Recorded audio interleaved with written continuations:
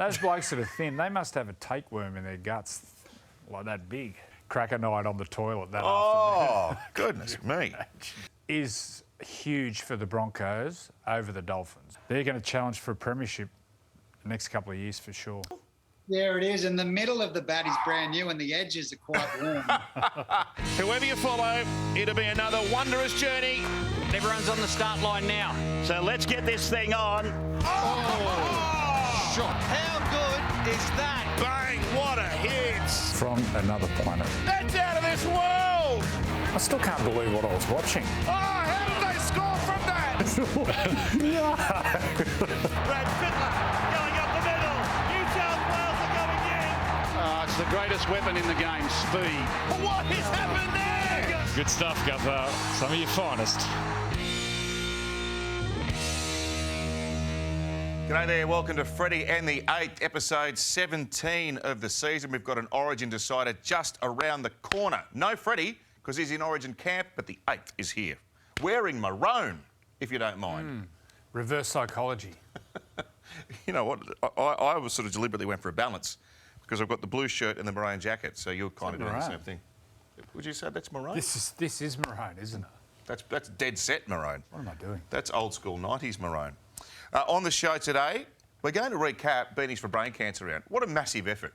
For all the controversy that rugby league is known to attract on occasion, gee, the sport gets around great causes like this, don't they? Like, the whole game embraced Beanies for Brain Cancer Round, and everyone's support is making a genuine difference. Did they raise over $4 million? Yeah. Or was it a bit more? Yeah. It's incredible. And the Brain Cancer Research Centre, which is, I think it's going to be open at Newcastle Uni, $25 million. Fabulous. So without the people, the community of the NRL, but also the NRL, this couldn't be possible. I think it's 6th year of Beanies for Brain Cancer. Yeah. One of my great mates, Mark Hughes, what he does for the foundation, his foundation, but also wants to find a cure for brain cancer. He's just one of the biggest legends you'd ever meet in your life. And just a world-class bloke too. Good on you, Hughesy. Good on everyone at the Mark Hughes Foundation. We'll talk some international availability as well. Brian To'o has pledged his allegiance to Samoa for the Rugby League World Cup. Fantastic. Yep, I applaud it. Yep. Absolutely applaud it. And if it wasn't for that group of players, Taumalolo, Fafita, etc., that went to Tonga a few years back, they wouldn't be anywhere near the superpower they are. So I think at the moment it's about over 50% of Polynesian players are in the NRL. The next generation, we might be up around high 60s. So them making these decisions, and as you said, Taumalolo was the big one. He was the trailblazer. For him to pick Tonga, we know what's happened there in the last, for 3-4 years. They'll be a superpower along with Samoa, Fiji, PNG.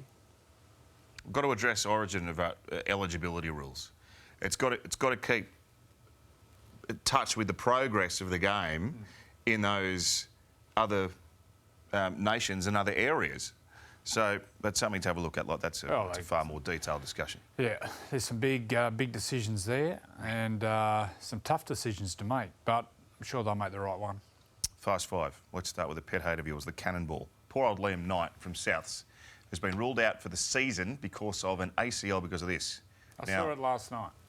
Let's have another look at that because I think we just clicked the start. Look at this. OK, so here's my theory. See, the two players have got him up on top. The third person should not be allowed to come in. So, number 10, he's up there. So the other player in the tackle is holding the ball and the other player isn't trying to get him to ground. He's trying to hold him up. And then what happens? The referee calls held and they put him down to the ground. So then it's a 5-6 second play the ball. Now, if there's two players in the tackle and the momentum is pretty much stopped, the third person should not be allowed to come in. Should not be allowed. Now, if a big guy runs like Junior Paulo and hits the line, do your best. 3 or 4 guys go in. But once they do that catching motion and 2 players are up above and the momentum is pretty much stopped, third person cannot come in. And if they do come in, straight to the bin. That should have been 12 weeks on the sideline.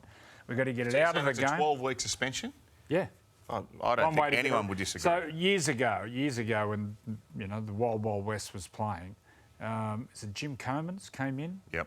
gave blokes 18 months off for foul play. Like that there is, you know, and I don't blame the young guy who's done it because it's been in the game for 10 or 12 years. We should have eradicated it years ago. But to do that, for me, we need to go back with 2 referees, where the ruck referee does not have a whistle, but he or she controls the ruck and stops that third person coming in and destroying people's knees. Liam Knight. Terrible. May not be the same player now. Get it out of the game. It was so ugly. Warriors back home. This wasn't ugly. This was stirring stuff at the weekend. They got a wonderful ovation, as you'd anticipate they would, but they made that big, long walk out. Wonderful to see all this, and they had the beanies on as well, but they got a hero's reception and they played accordingly. Yep. So good. So good. Playing footy over there, it's always a carnival atmosphere when you play the Warriors at Mount Spa, especially when it's full. And the crowd was into it. The atmosphere, look at that. Look at the colour and the noise. Can I ask you about the best balance for the Warriors as a team going forward? I was sort of thinking back about like the best Warriors teams. And the best teams they've had is they've had a large core of New Zealand-based players who want to play for the Warriors because that's the early 2000s. Yeah, but then you bring in a few pros like Steve Price. Yep. He's the best example. Out and out professional. They get 2 or 3 or maybe 4 Australian style players that go over there and really put professionalism into them. That's got to be the formula for the Warriors. That's the model. Yeah. That's the model. Build from within. It's a really tough one. I look at players. Let's go back. Sonny Bill Williams. Yeah.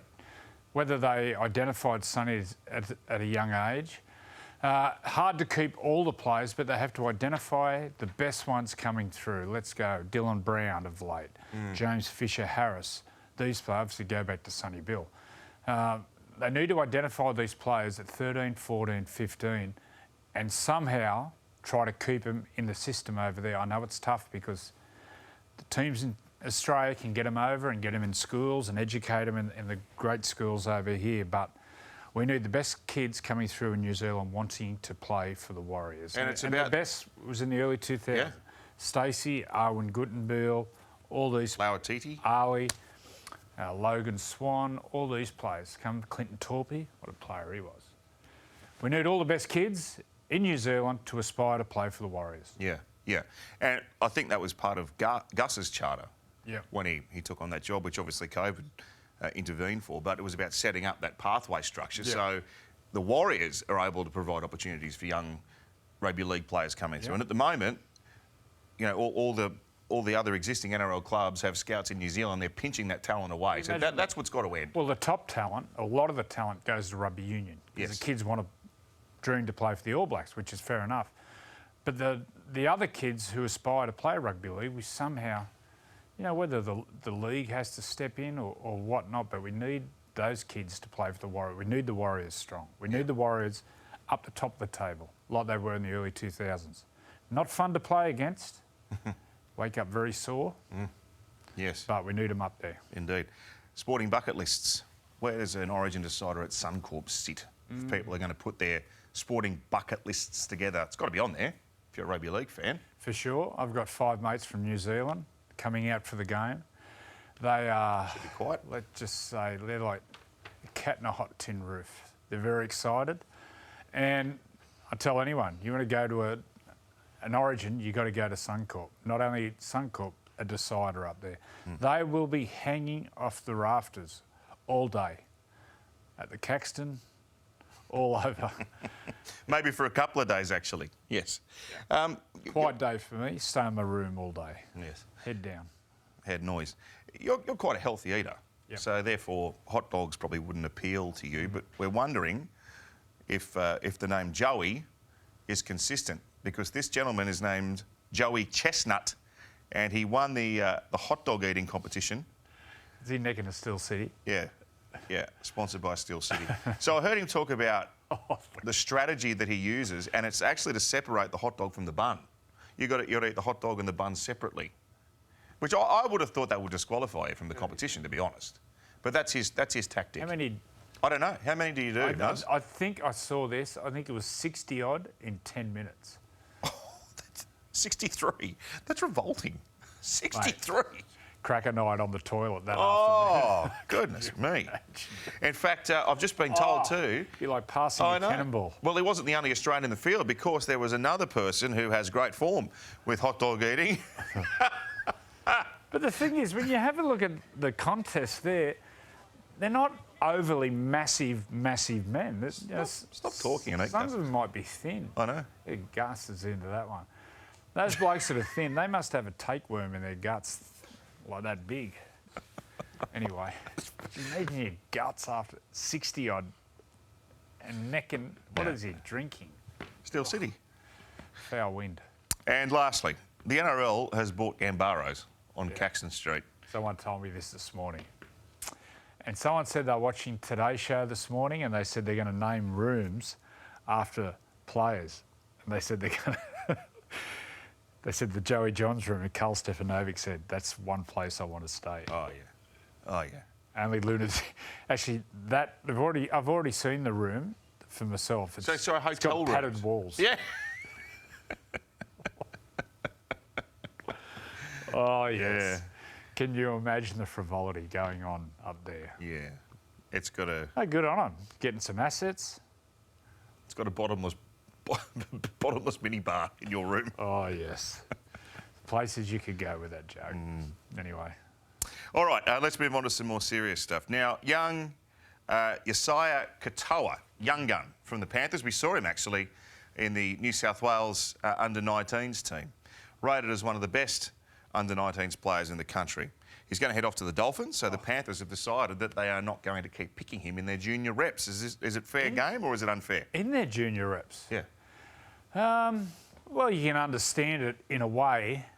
I felt sorry for clubs, especially development clubs who have big juniors, and I'm talking obviously about Penrith and Newcastle. I'm sure there's other ones on top of them. Anyway, they bring these players through from an age of, say, well, kids now are in systems at 12, 13 in development squads. They put 5, 6 years of development into them and then clubs can come and pick the eyes out of them. So I can understand why, they'd be really disappointed. I think sitting him out of junior reps is a bit extreme. But, their side of the story is we want to have a look at a couple other younger players in that position. Yeah, well, I really feel for those development clubs because there is no reward for identifying talent and putting 3 or 4 or 5 years of coaching and education and how they train, how you eat, diet and this sort of thing. There's no reward. Well, you can't keep them all. The Panthers' argument is that the job of the people there is to provide the best talent to the first grade team. Yeah. And he's not going to be part of it, so why would we waste any more resources on him? The same thing you could say about Matt Burton, who they continued to pick last year and won a grand final. So, Justin Hodges, remember that when he signed with... Yeah, they sat him out. Gordon Tallis sat out a year. But I think that was different circumstances. Really? That was Super League. Yeah, whatever. So, yes, I mean, you can't blame the Dolphins, though. Like, where do they go? All the top marquee talent's locked up. Like, they've got no other option. Yeah, no, I understand going and buying the best young talent there is, but I can see Penrith's point of view why, they'd be so disappointed. But that's the system there is at the moment. On the subject of roster movements, it looks like Reece Walsh is going back to the Broncos. I can't believe this. Nickel Clustar is heading from Canberra to the Warriors, and Reece Walsh, he's had a change in family situation. He's going to Brisbane and wants to move back to Brisbane, and the Broncos are going to accommodate him. This is huge for the Broncos over the Dolphins because you'd imagine if someone said 2 weeks ago, look, I hear a rumour that Reece Walsh is getting out of the Warriors, you'd just go, he's going to the Dolphins. But he's decided to go to Brisbane, which then you look at the young talent coming through at Brisbane. We've spoke about Cobbo. Ezra Mam at the moment, he's showing signs that he's a top liner. Reynolds is there for a couple more years and then that young forward pack.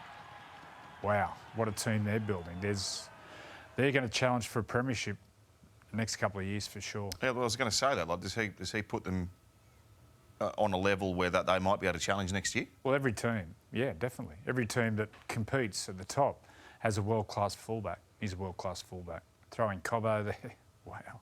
Yeah. Good stuff. Ben Ikin's done a good job there, hasn't he? Yeah, he's done a really good job. The roster is... I mean, they had the nucleus of a strong young roster there They had that anyway, forward but they were there too early and the circumstances weren't right. Well, they had a really strong young forward pack. They had young talent coming through, but they didn't have a skipper steering the ship. You can have the biggest ship in the world, but if you haven't got the right skipper, they got Adam Reynolds doing that now, and they're a different club. Yep. Look out the next couple of years. Well, it doesn't get any bigger for rugby league than an Origin decider, particularly at a sold-out Suncorp Stadium, and we get treated to that very occasion next Wednesday. Cannot wait for it. Bring it on. Here's the try coming for Coates. Yes! And it's been picked up by Munster. And Queensland, an 18 points to 14 win. And here's Walker and Tedesco. Tobo! It's time to get ready for Brisbane. It's time for the real decider. Valentine Holmes has got the first try. Blues hit back very, very quickly. Well, here's a couple of moments of Munster brilliance. There's a try for Daniel Tupou. Harry Grant is a star. Origin, it's done and dusted with Queensland winning the Shield. Yes, they won the unwinnable series there back in 2020. The series played after the season proper, but Joey, when it comes to deciding games at Suncorp, it is all Queensland. The numbers make for pretty bleak reading. We've been throwing the stat around for a while. New South Wales, only 2 wins at Suncorp, but that's the overall record in deciders. And look, let's bear in mind 5 of those 14 were during the dynasty years when Queensland had the best match winners in the game. Wow. That really surprises me. But then up there, they just... look at Munster's head. Was that when he was scallywagging around? I don't think it's this year. Well, it might Bit be of this year. peroxide in there. Well, it's going to be a different game. Everyone knows it's going to be a different game. In 2020, we saw what happened there. That was during COVID. That was during the lockdown. And Game 3, funny enough, Anastasia let the crowd back in. Well done, Wayne. Did really well there. He's got some pull, Wayne. Got some pull. There'll be nothing in the game. There'll be nothing in it. Nothing at all. I can't wait. One of the 2 that New South Wales have won was 05. You were there. Talk to us about the reception that New South Wales got that night. Well, it hits you in the face when you run out. As a young player, I can imagine it could be quite intimidating. The older you get, it's the other way. You just relish those opportunities and the challenge. But it was hostile that night. I remember running out and it pretty much hit you in the face. But I didn't have one doubt in the world. That team, 2005 team, was such a well-balanced, great team with key players, great coach. It was so good. It's the best place on earth Running to out behind watch my footy. lunatic mate, Ben Kennedy. But it actually, that game, they peppered our line for about 10 minutes. I think they had like 3 or 4, 5 sets. And we ended up picking the ball. I think Minicello picked it up. And we put 3 tries on in 15 minutes, in 5 minutes, and the game was over. Right. Nothing better than winning a decider, but winning a decider up in Queensland. I asked Jonathan Thurston this week on the radio how your preparation might differ for a decider, like a really big game. He says you've got to be more selfish. Got to think about yourself more, get yourself in the frame of mind. Can you identify with that? I don't know. I've never really thought about it, to be honest. I haven't really thought about it, how the preparation... And look, that was, 17 years ago? Can't remember last week. But for me, it was always just staying relaxed, right up to the point till you get to the ground, because when you get to the ground, the atmosphere just lifts you. So the only selection surprise, I suppose, is Brad Fittler calling in Jordan McLean from the Cowboys. No Regan Campbell-Gillard. He's won a grand final. Jordan McLean as a Melbourne Storm player. In fact, Melbourne beat the Cowboys, who he plays with now. Does a grand final come close to what he might expect on Wednesday? No. You're surprised with the selection? In a way, spoke to Freddy about it. He said he's the sort of player he wanted. But then he looked at the stats and what he's been doing at the Cowboys, and he fits in perfect. So the thing with Freddy at the moment and this team for the last 2, 3, 4 years, they know their DNA. They know their game. So Freddy knows the players they need to come into the side to put on his game plan to know the DNA of the team. Jordan McLean sort of suits that. I would have, it would have been good starting Junior Paulo and Jake in the front row, then having Angus Crichton and Victor Radley coming off the bench. Wind Victor up. Just like, we wouldn't have to wind him up. Get out there. You think Junior might start? No. No? No, I think he'll start with Jake and Jordan. For Queensland, 21-year-old Tom Gilbert, the Bull. The Bull's come in. Is that his nickname? The Bull, Tom Gilbert. Got the horns. He ran out with the horns on his head. He says it looks like he's got some horns on. He looks a little bit mental. Yeah, no, he said there was a bit mental, a bit of a mental streak in him, but he's been able to pull himself back into a more sedate player, and he thinks that work's helped him get an Origin jumper. But they throw jumpers to unheralded players, and they aim up, don't they? Yeah, they do. I'd like to get his heart rate when he's sitting on the bench before he goes out. But what a place to make your debut in an Origin decider and in Queensland. Good luck. No, I don't mean that. Good luck personally, maybe not with the result. Good luck to the family, not to you, Tom. Yes. Go well to everyone. You'll watch it, of course, live, exclusive and free here on 9 and also on 9 Now. Now, we mentioned Brian earlier. Phil Gould on 100% Footy, very passionate about his assessment of how these, particularly Pacifica players, should be allowed to play for their nations of origin and still qualify for Origin. Let's have a listen to Gus. You only respond to one national anthem, right? When the national anthem plays, you put your hand in your heart, and that's the one that brings a tear to your eye. That's the one you should play for. But they should not be stopped from playing Origin football. So if we've got players that come to Australia at 13 years of age or below, whatever the qualification, then they should be allowed to play. They should be allowed to play. Yeah. And if they want to then go and play for whoever, they should be allowed to go and do it. Because international football is a whole new world that has never been explored. We've had a useless international board. The NRL needs to take control of it. It needs to take control of World Rugby League. And there is a real opportunity there for a whole new level and a whole new brand of football. If anyone can't see that, they are brain dead. Absolutely brain dead. Or they played back row for the Cronulla Sharks. That's all I can say. No love lost there. So the obvious question is, what happens when Tonga and Samoa, who are level 2 nations, win their way up to level 1, or they become level 1 nations? Well, we need some hard and fast rules in, which are a little bit flexible. And I just heard, did Gal say something about if they come to Australia before they're 13? Well, that's the eligibility at the moment. So Ronaldo Mulitalo is the example. Last year he was picked to play for Queensland, but New South Wales filed in a protest because he arrived after he turned 13. Like, it was 13 and 9 months or something. So he was ruled out. So if you arrive in Australia before your 13th birthday, you can then be eligible to play State of Origin. But perhaps that might be one that needs to be looked at. I mean, if as you say... Well, what number is fair? Would you say 5? What would just, But as the proportion of players from other nations starts to increase, surely Origin eligibility rules have got to keep pace with that. Well, 100%. But the thing is, do we want Australia to dominate international footy for the next 50 years? No, we need teams to be able to challenge Australia, New Zealand, England every year, and that would be Samoa, Tonga, lesser extent Fiji, but Fiji's getting better, PNG's getting better, especially with the PNG Hunters in the Queensland Cup. There's players everywhere. Well, they won the test. They won the test. And the scenes, you saw scenes in PNG, what it means to people. Look, we need international footy really strong.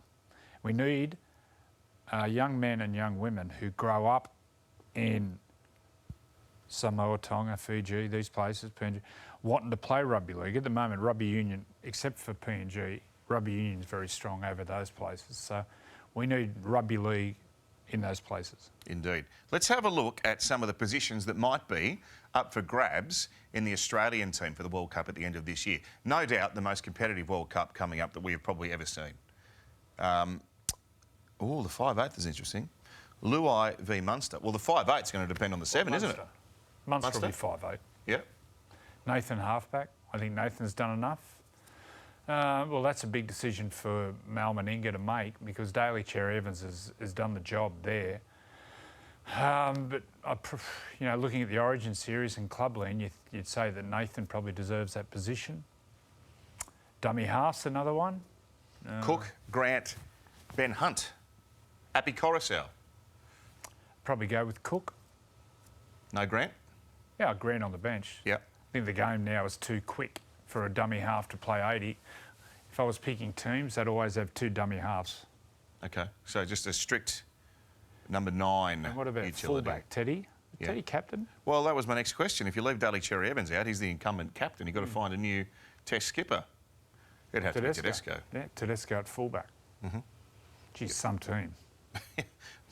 But the New Zealand side, like the They were strength, great. they were a remarkable team. They were really good. They got some players. They got a really well-balanced team. They got strike all over. And their front row, Tarpany and Fisher Harris. 2 of the best front rowers in the world. JWH wasn't available either, so still got him to come back in. All right, just 7 days away now as we sit here in the Carl Stefanovic studio and prepare for Origin 3, and you will see it only one place, live, exclusive and free, and that is here on 9 and 9 Now. Devastating. Dominating. The Blues have levelled the series. Australia, this is the one we've all been waiting for. And the battle resumes. July 13.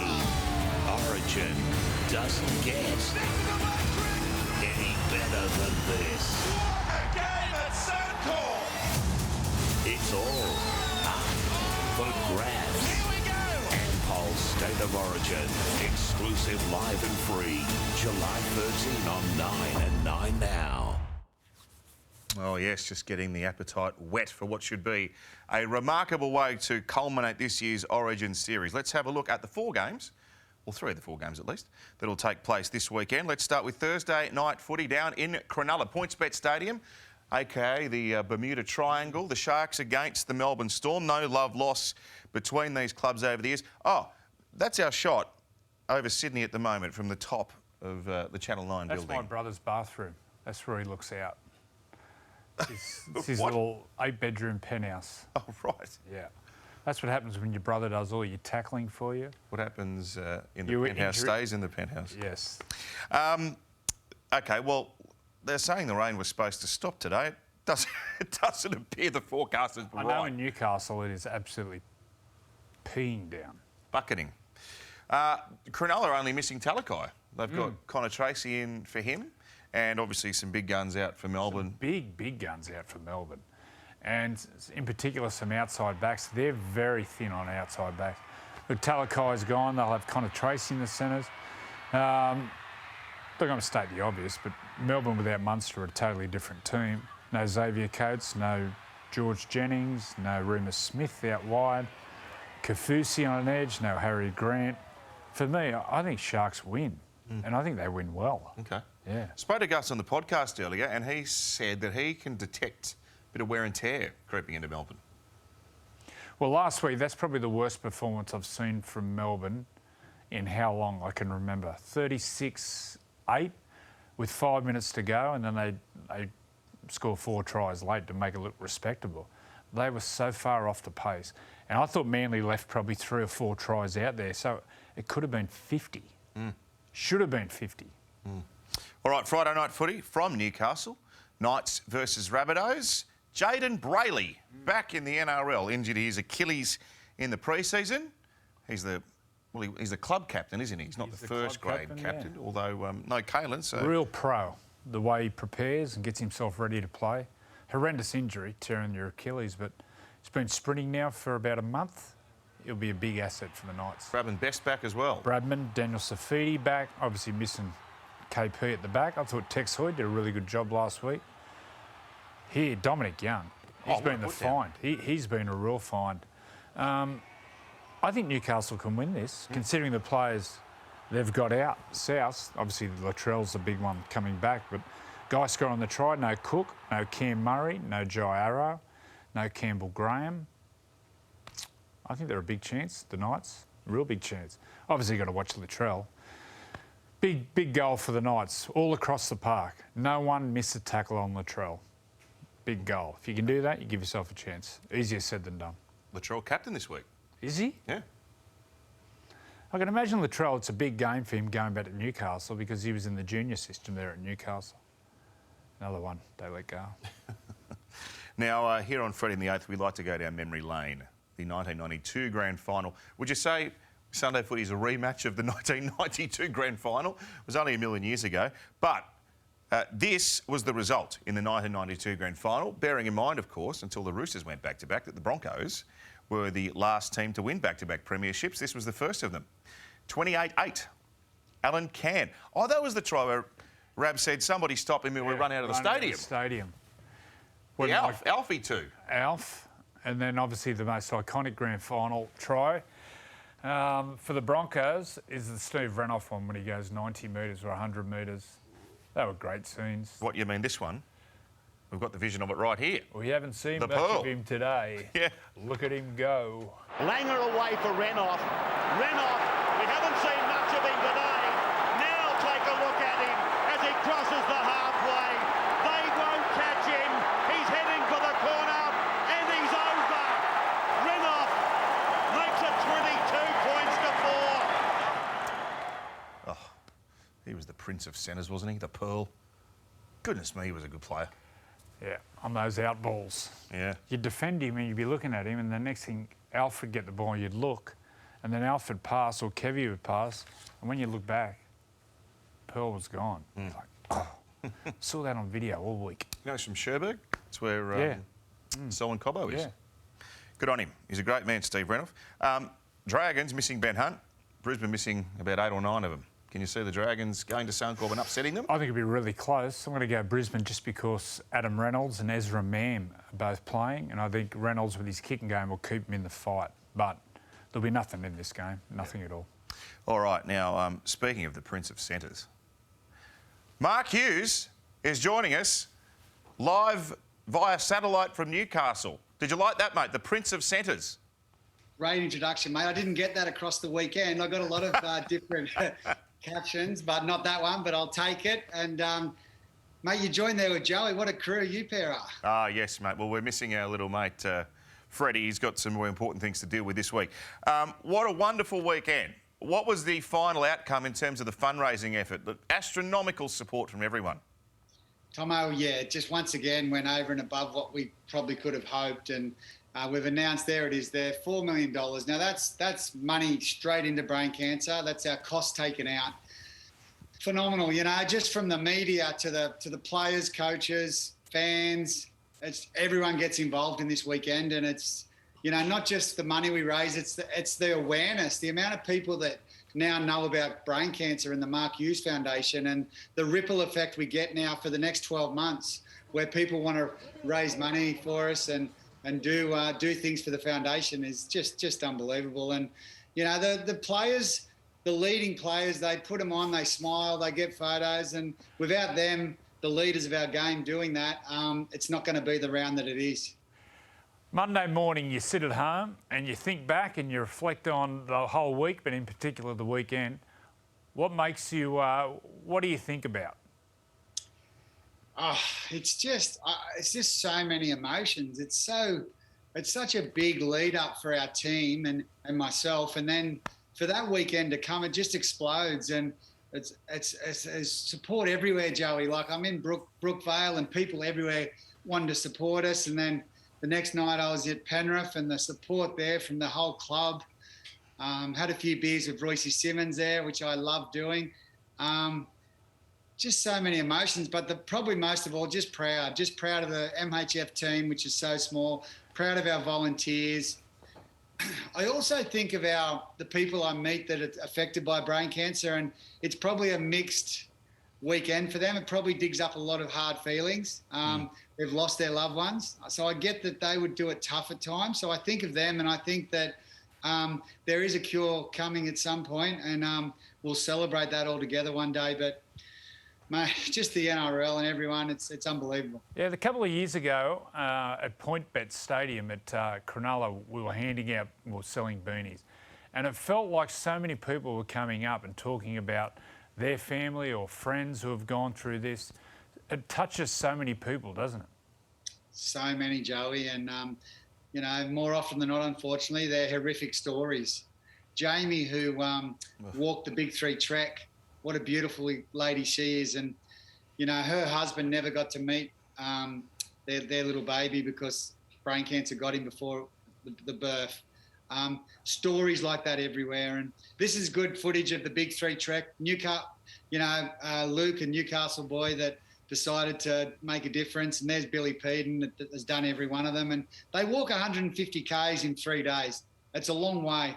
A lot of those people have got brain cancer stories and they shared them on the journey. And that was a huge effort walking into the stadium there, 150 Ks. Yeah. Unbelievable. Well, we had a good group of our colleagues who are here from Nine doing that. Yes. We're all They're very amazing. proud of them. Just before I let you go, I noticed there over your right shoulder a cricket bat. Is that Andrew Johns' signed bat from the New South Wales 2020 game in Newcastle? There it is, and the middle of the bat is brand new, and the edges are quite warm. And then have you got a Roosters? What's over your left shoulder?